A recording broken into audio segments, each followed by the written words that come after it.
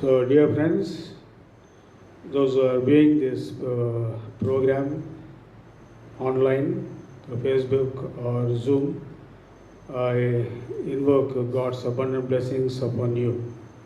Today is the day, Ascension Day. The whole world is celebrating this day as a day of Ascension.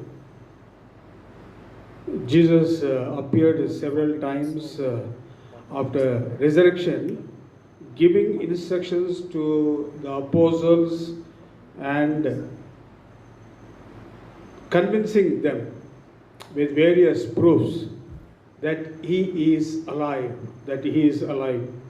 And also he preached the kingdom of God for 40 days. One of his instructions was not to leave Jerusalem. The scripture lesson has been read to us from the book of Acts. From the book of Acts, chapter 1 to 14 has been read to us by Cinderella this morning. And we are going to focus on this passage. On the 40th day, Jesus ascended into heaven.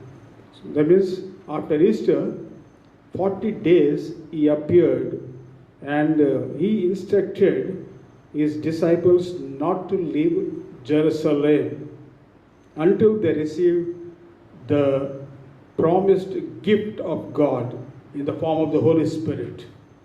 So on this day, the 40th day after Easter, Jesus ascended into heaven. We all know that. With his resurrected, glorious body. And a cloud hid him, and the apostles saw two men dressed in white, saying, "Why do you stand here looking into the sky? The same Jesus who has been taken from you into heaven will come back in the same way you have seen him go into heaven." According to Acts chapter 1 and 11, Acts 1 to 11, Luke, when you compare with St. Luke chapter 24 and 52, 51, and also St. Mark chapter 16 verse 19 reminds us this great event. So the Ascension Day is a festival that marks Jesus' ascension into heaven on Mount Olives or Mount Olivet in Bethany, a village near Jerusalem. So I had several times along with Pastor and some of our friends, we had the privilege of visiting the Holy Land, Jerusalem, 4 times. So whenever I used to go to that place, a new experience I used to get. That reminded the scriptures from the Mount of Olives, how Jesus has been ascended into heaven. Different celebrations are held throughout the world. Some churches bless the first fruits, some extinguish the Easter candle which was lit on Easter day. Some hold processions carrying torches, and some have the statue of Jesus rising through the roof of the church, symbolic to Jesus' ascension. So, all these events reminds us. So, there are few important things. What is the significance of this day of ascension? What it reminds us actually? The ascension signifies Jesus' successful completion of the earthly ministry entrusted by the Father.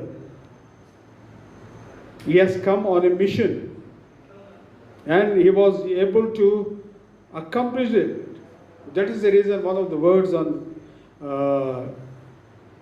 cross, the sixth word which Jesus uttered, he said, "It is finished." The purpose which he has come to this earth, he has accomplished that, according to John's Gospel, chapter 5, 36 to 40. The second important thing, it signifies, ascension signifies Jesus' return to the heavenly realms to be seated at the right hand of the Father. Ephesians 1:20 and Hebrews 10 and verse 12. These verses reminds us how Jesus has been lifted high, has been taken into the heavenly realms. And we know that he is seated at the right hand. One of the phrase from the Apostles' Creed, every Sunday we repeat, just also we had that. So it is written that Jesus is seated at the right hand of God, his Father. And third one, ascension signifies Jesus preparing a place for us in heaven and assurance that he will come to take us to be with him forever. John's Gospel, chapter 14, 1-3. It's a beautiful passage. No? Jesus promised his disciples, "In my Father's house there are many mansions. I'm going to prepare a place. I'm going to come back again to take you all." If you are ready, my dear friends, if you and I, we are ready, the prepared place is for prepared people. The prepared place is for prepared people, not for unprepared people. Fourthly, ascension signifies Jesus as a great high priest. The whole Hebrews, the book of Hebrews, when you read, the writer projects Jesus Christ as a Melchizedek, the high priest, the one who has offered himself as a living sacrifice, as a burnt offering on the cross of Calvary on your behalf, on my behalf. Jesus is a high priest. And lastly, ascension signifies Jesus coming back as a Lion of Judah, and he will rule the world with an iron scepter. Revelations chapter 19, 11-18. Very interesting, the John has projected Jesus as a Lion of Judah. When he has come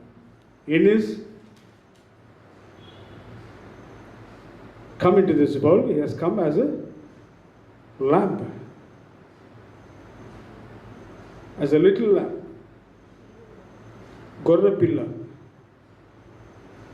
రెండవసారి యేసు ప్రభు వచ్చేటప్పుడు ఏ విధంగా వస్తాడంటే ఆయన ఒక సింహం వలె వస్తాడు. యూద సింహము. చూడండి, ఆయన వచ్చినప్పుడు మనమందరం కూడా తీర్పులోనికి తేబడతాము. ఆ సమయంలో a group numbering 120 devoted to the teaching of the apostles performed wonders and signs, and the number of believers grew and is growing. As per the instructions of Jesus in Acts chapter 1, if you have the Bible, you can turn to Acts chapter 1. Verse 4, on one occasion while he was eating with them, he gave them this command: do not leave Jerusalem. Do not leave Jerusalem. It is an instruction. Wait for the gift my Father promised, which you have heard me speak about. For him baptized with water, but in few days you will be baptized with the Holy Spirit. So what is the promise Jesus has assured to his disciples? That if they are in Jerusalem, if they are in Samaria, the geographical area also he has mentioned. So, if you stay, you will receive the power. God is going to empower each one of us with His Holy Spirit.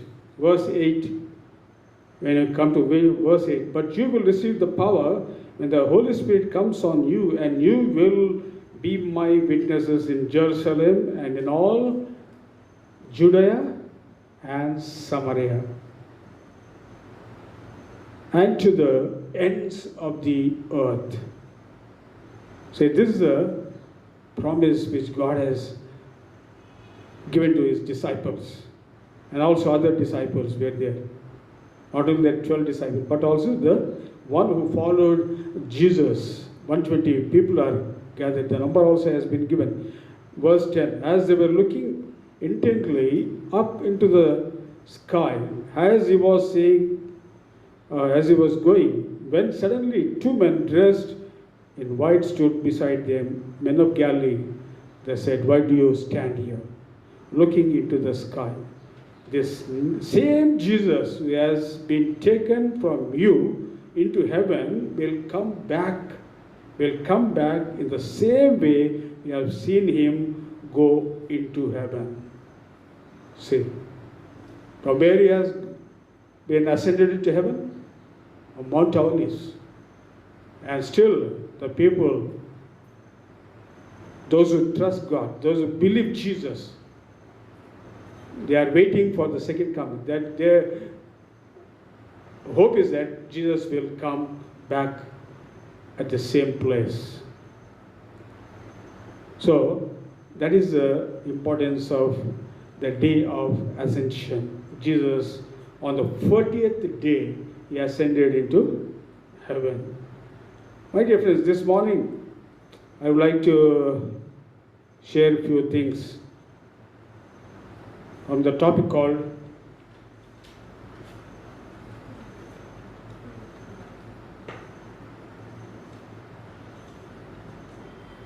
bowing before God. The topic is bowing before God. Bowing down before God. This was a theme for the VBS.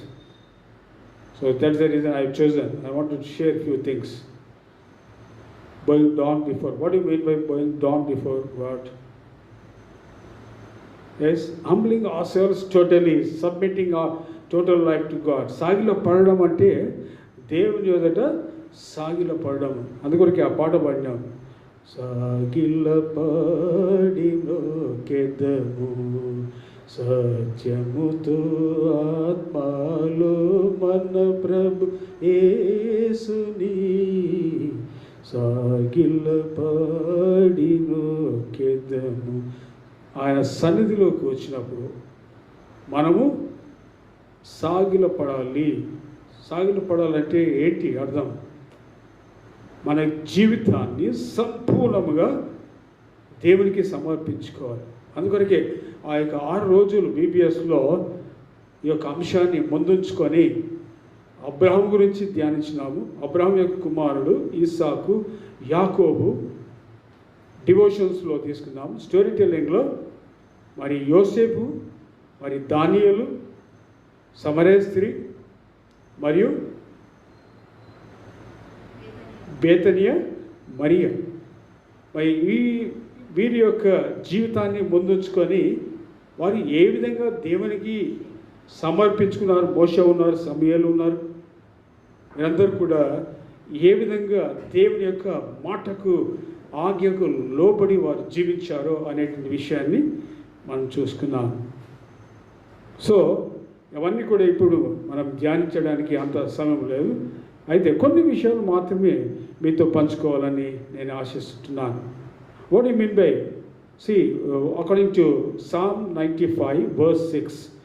Psalm 95 verse 6. If you have the Bible, కీర్తన 95 6వ వచనము మనం గమనించినట్లయితే ఏమంటాడంటే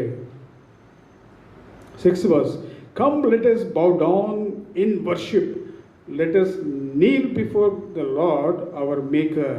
చూడండి ఎంత గొప్ప మాట. తెలుగులో చదండి 6వ వచనము.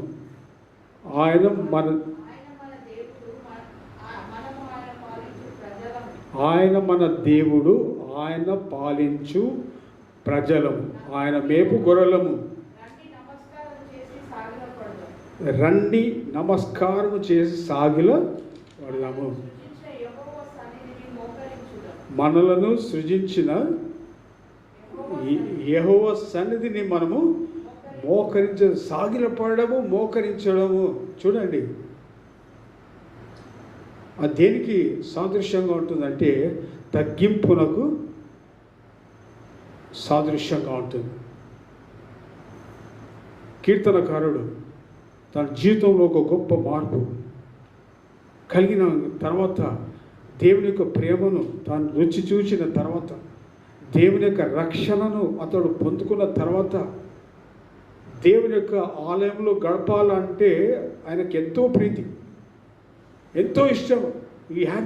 King David has a desire to spend more and more time in the presence of the Lord. That's the reason he says, I shall dwell in the house of the Lord forever. చిరకాలం యెహోవా మందిరములో నేను నివాసము చేసేదాన్ని. ఎన్నో బాధ్యతలు ఉన్నాయి. ఎన్నో బాధ్యతలు ఉన్నప్పుడు కూడా దేవుని కొరకు సమయాన్ని తీసుకున్నారు. ఈ దినాల్లో ఏదో రీజన్ దేవుని యొక్క సన్నిధిలోకి రాలేదు ఏంటి అని ప్రశ్నించినప్పుడు ఏదో ఒక మరి కారణాలు తీసుకొని వస్తారండి. మేము చాలా బిజీగా ఉన్నామండి, మాకు సమయం లేదండి, మాకు ఇది ఉందండి. ఇది దినాల్లో ఆన్లైన్, మాకు ఈ లైన్ ఉంది, ఆ లైన్ ఉంది, ఈ లైన్. ఆ దేవుని యొక్క లైన్లోకి ఎప్పుడు వస్తారు? దేవుని యొక్క వాక్యాన్ని ఎప్పుడు ధ్యానిస్తాము? సమయం ఉండగానే మన చేతిలో ఏం లేదండి. ఈ కరోనా దాన్ని అరికట్టడం మన చేతిలో లేదు, అది దేవుని చేతిలోనే ఉన్నది. మనం ప్రార్థన చేయాలి, విశ్వాసంతో ప్రార్థన చేస్తేనే మనము దాన్ని అరికట్టగలము. కాబట్టి క్రీస్తునందు ప్రియమైనటువంటి వాళ్ళారా, మనం దేవుని యొక్క సన్నిధిలోకి వచ్చినప్పుడు మోకరించాలి. ఇక్కడ దావీదు ఏం చేస్తున్నాడు? Is encouraging other people. Let's come, let's is a plural word. రండి అంటే అతనితో పాటు ఇతరులను కూడా ప్రోత్సహిస్తున్నాడు. ఎక్కడ రమ్మంటున్నాడు? థియేటర్కి రమ్మంటున్నా, టైంపాస్ చేద్దాం రండి అంటున్నాడు, పార్క్కి వెళ్దాం అంటుండే. వీళ్ళు లాక్డౌన్ వచ్చేస్తే ఆయా స్థలాలు మనం దర్శిస్తాము, చాలా అయిపోయింది, 50 days అయిపోయింది, ఇంకా ఏంటి దమ్ కొట్టరా, దమ్ ఆడడం లేదు, ఊపిరి ఆడడం లేదు, ఇంట్లో ఉండి ఉండి ఉండి అని అనుకుంటున్నారా? బౌ డౌన్. ఇక్కడ ఏమంటున్నాడు? ఎక్కడికి రమ్మంటున్నాడు? నా ప్రాణమా తినుము త్రాగుము సుఖించుము అంటున్నాడు. మనలను సృజించినటువంటి యెహోవా సన్నిధిలో మనము మోకరిస్తాము. అక్కడ మోకరిస్తాం, అక్కడికి వెళ్దామండి. క్రీస్తునందు ప్రియమైనటువంటి వాళ్ళరా, మరి లాక్డౌన్ ఎత్తేసిన తర్వాత నీ ప్రణాళిక ఏ విధంగా ఉన్నది? నీ ప్లాన్స్ ఏ విధంగా ఉన్నాయి? వాళ్ళని కలుద్దాం, వీళ్ళని కలుద్దాం, ఇక్కడ వెళ్దాం, అక్కడ వెళ్దాం అని.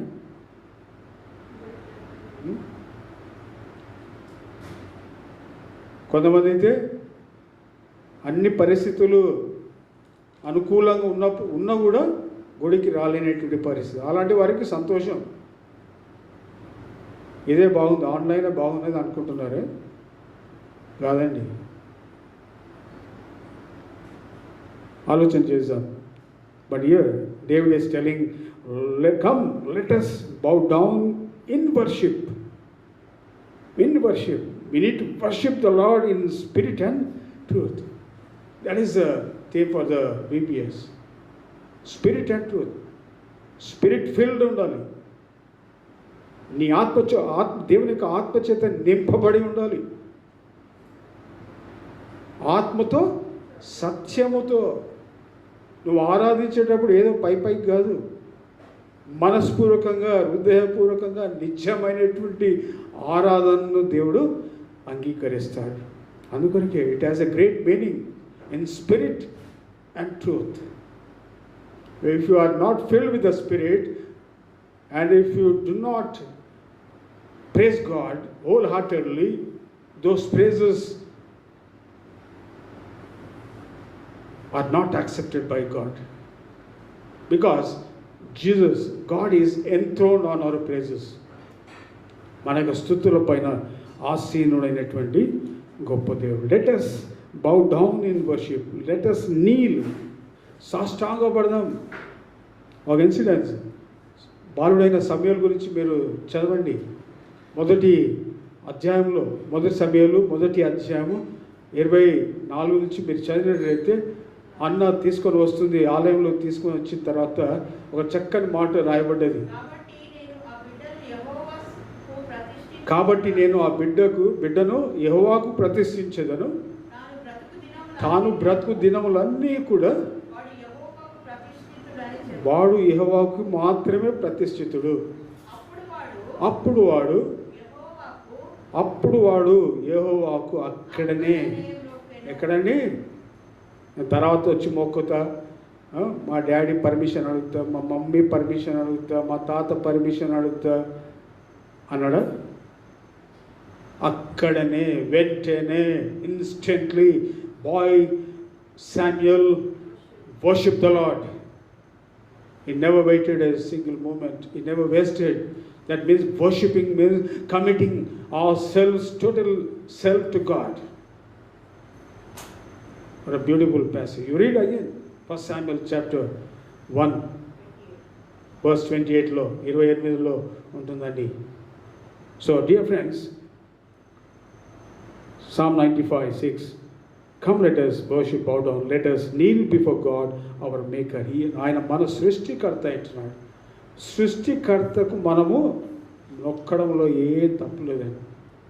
సృష్టిని పూజించకండి, కానీ సృష్టికర్తను మొక్కండి, ఆరాధించండి. మొదటిది prostrate before God.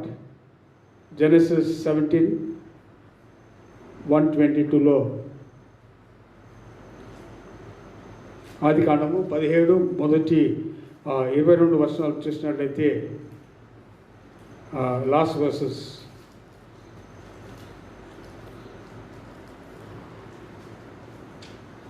ఆది కాండము 17 ఎవరి గురించి రాయబడ్డది? అది అబ్రహాము వర్స్ 3-4 వర్షాలు చూడండి. అబ్రహాము సాగిలపడి ఉండగా, చూడండి, దేవుడు నీతో మాట్లాడాలంటే నువ్వేం చేయాలి? నువ్వు సాగిలపడాలి, నువ్వు మోకరించాలి. ఈ పద్ధతులు ఏం లేవు కదా, అన్ని హైటెక్ బిజినెస్, చాలా కంఫర్టబుల్ అయిపోయింది లైఫ్.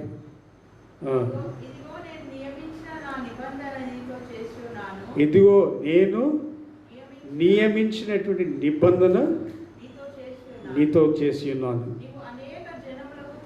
చాలా, నువ్వు అనేక జనములకు తండ్రి అవ్వదు. ఇక్కడ ఏంటంటే ప్రాముఖ్యమైన మాట, Abraham prostrate before God, bow down before God, and that shows that he is unworthy. It's an act, it's an acknowledgement of our unworthiness. ఎలాంటి అర్హత లేనప్పటికీ కూడా మరి దేవుని యొక్క సన్నిధిని మనము మోకరిస్తుంటున్నాం. దేవుని యొక్క, నేను సర్వశక్తి కలిగినటువంటి దేవుడను, నా సన్నిధిలో నువ్వు నడవాలి. ఆయన సన్నిధిలో నిందారహితుడవై, అన్బ్లెమిష్, ఎలాంటి పొరపాటు లేకుండా. చాలు.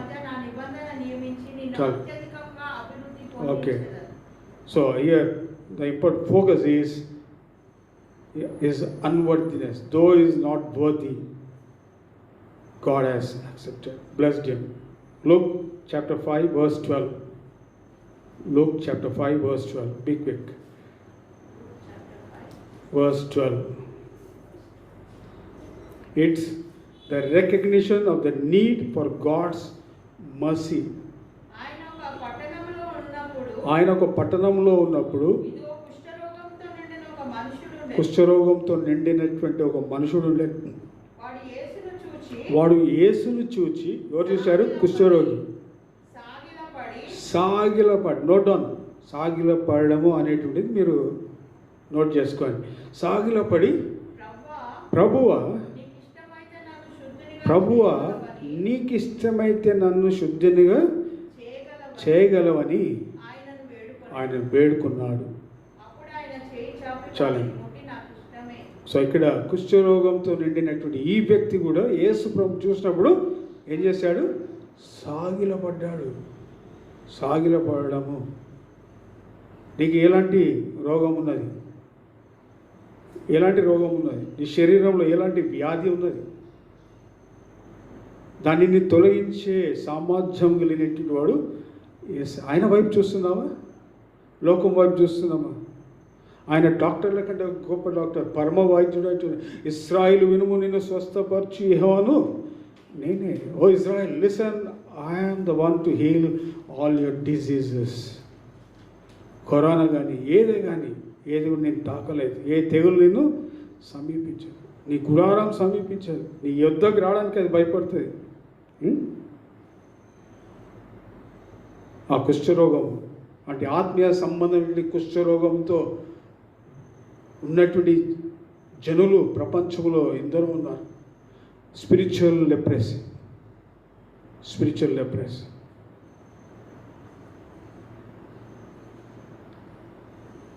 నంబర్స్ 20:2-6.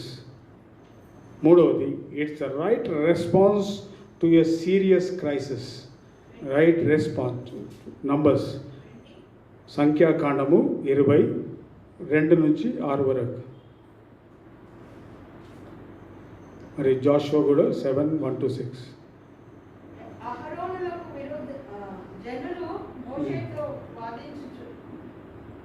20:2.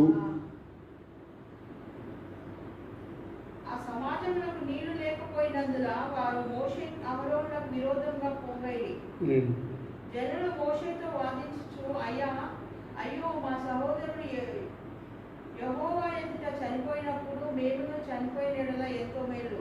అయితే మేము మా పశువులను ఇక్కడ చనిపోయినట్లు ఈ అరణ్యంలోనికి యెహోవా సమాజం మీరేలా తెచ్చితిరి, ఈ కాని చోటికి మమ్మల్ని నేల తెచ్చితిరి అని. Okay, read Jashuva chapter.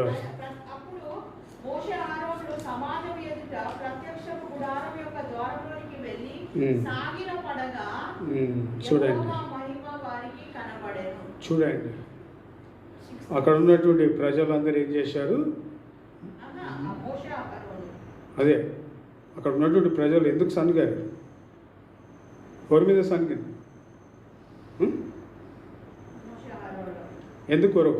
ఎందుకొరకు వారి పైన నీళ్లు లేవని సనిగారు. నీళ్ళు చాలా ఇంపార్టెంట్ కదండి. నీళ్ళు చాలా ఇంపార్టెంట్. మనము బ్రతకాలంటే, జీవించాలంటే నీళ్ళు. ప్రపంచంలో వచ్చే క్రైసిస్, ప్రాబ్లమ్స్ దేని గురించి అంటే వాటర్ గురించి crisis, water crisis and land crisis. ఈ రెండు గురించి ఎక్కువగా ప్రపంచంలో దేశాల మధ్యలో మాత్రమే కాదు, రాష్ట్రాల మధ్యలో కూడా ఒక ఛాలెంజ్, ఒక క్రైసిస్ ఏర్పడుతుంది.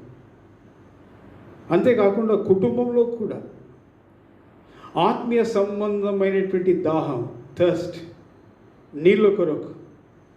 అదొకరు యేసయ్య ఆ సమరయ స్త్రీతో మాట్లాడడం ఏమంటే, నేనిచ్చు నీళ్లు నువ్వు త్రాగినట్లయితే నువ్వు ఎన్నటికీ దప్పికొనవు. You will never thirst again if you drink the water which I give unto you. ఇక్కడ ఆరోను, మోషే ఒక గొప్ప సమస్యను, నీళ్ళ సమస్యను ఎదుర్కొన్నారు. ఎంతోమంది చనిపోతున్నారు. వారిద్దరు ఏం చేశారు? ఎక్కడికి వచ్చారు వాళ్ళు? ప్రత్యక్షపు గుడారంలోనికి దేవుని యొక్క వెళ్ళి సాగిలపడ్డారు. అయ్యా, ఈ సమస్య మేముగా తీర్చేది నువ్వు మాత్రమే తీర్చగలవు అని ఏం చేశారు? వారు సాగిలపడ్డారు. యెహోషువ గ్రంథం, జాషువా చాప్టర్ 7:1-6. త్వర జాషువా 7:1-6.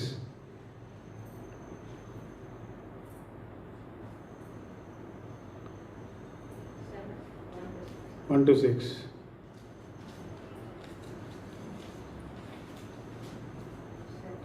శపితమైన దాని విషయంలో తిరుగుబాటు చేసిరి. ఎట్లనగా యూదా గోత్రములో జెరుగు మునిమనుమడు జబ్ది మనుమడు కర్మి కుమారుడైన ఆకాను శపితం చేయబడిన దానిలో కొంత తీసుకున్నాను కనుక యెహోవా ఇశ్రాయేలీయుల మీద కోపించాడు. మీరు వెళ్ళి దేశంలో వేగు చూడని చెప్పి బేతేలు తూర్పు దిక్కున బెతావేను దగ్గరున్న హాయ్ అని పట్టణంలో ఎరుకో నుండి వేగుల వారిని పంపగా వారు వెళ్ళి హాయిపురంను వేగు చూచి యెహోషువ యొద్దకు వచ్చి జనులందరినీ వెళ్ళనీయకుము 2-3 వేల మంది వెళ్ళి హాయిని పట్టుకొనవచ్చును. జనులందరూ ప్రయాసపడి అక్కడికి వెళ్ళనేరా, హాయిని వారు కొద్దిగా ఉన్నారు కదా అనేది. కాబట్టి జనులలో ఇంచుమించు 3,000 మంది అక్కడికి వెళ్ళారు కానీ హాయి వారి ఎదుట నిలవలేకపోయారు. అప్పుడు హాయి వాళ్ళు 36 మనుషులను హతం చేసి మరియు తమ గవిని వద్ద నుండి షేరీబుల వరకు వారిని తరిమి మోరాదులో వారిని హతం చేసి. కాబట్టి జనుల గుండెలు కరిగి నీరైపోయేది. యెహోషువ తన బట్టలు చింపుకొని 6వ వచనం నాను ఇశ్రాయేలు పెద్దలను సాయంకాలం వరకు యెహోవా మందస్సపు అంటే మందసం దేనికి సాదృశ్యం అంటే దేవుని యొక్క సన్నిధికి సాదృశ్యం. నేల మీద ముఖము మోపుకొని తమ తలల పైన ధూళి పోసుకుంటూ అయ్యో ప్రభువా యెహోవా మమ్మును నశింప చేయనట్లు అమోరీల చేతికి మమ్మల్ని అప్పగించదవా.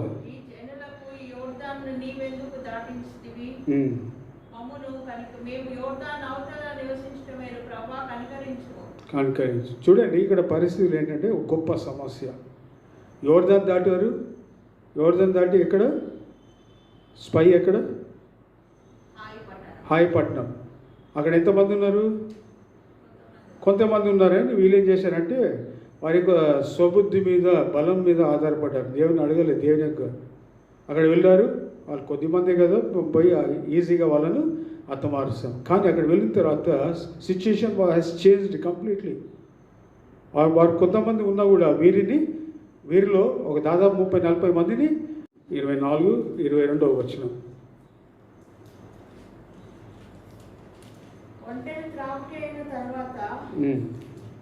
ఆ మనుష్యుడు అరతులను ఎత్తుగల బంగారు ముక్కు కమ్మిని ఆమె చేతులకు 10 తులాల ఎత్తుగల. ఇదంతా కూడా ఈసాకు జీవితంలో వివాహము ప్రదానం చేసుకోవడానికి మరి అక్కడ రేబెకా దేవతకు ఎవరు వెళ్తారు? ఎలియాజరు వెళ్తారు. అక్కడ చూసినప్పుడు ఆ సందర్భం అంతా కూడా అక్కడ రాయబడ్డది. అక్కడ ఏంటంటే it's a sign of reverence and worship. Verse 22. ఆ మనుష్యుడు ఏ మనుషుడు? ఎలియాజర్ ఏం చేశాడు? యెహోవాకు మ్రొక్కి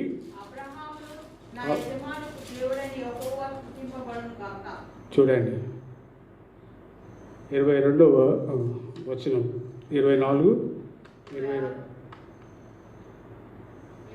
26. Then the man bowed down and worshipped the Lord. Eliezer. Bowing down it's a sign of reverence and worship. So my dear friends, this morning we have seen the significance of the day of ascension of Jesus Christ on the 40th day.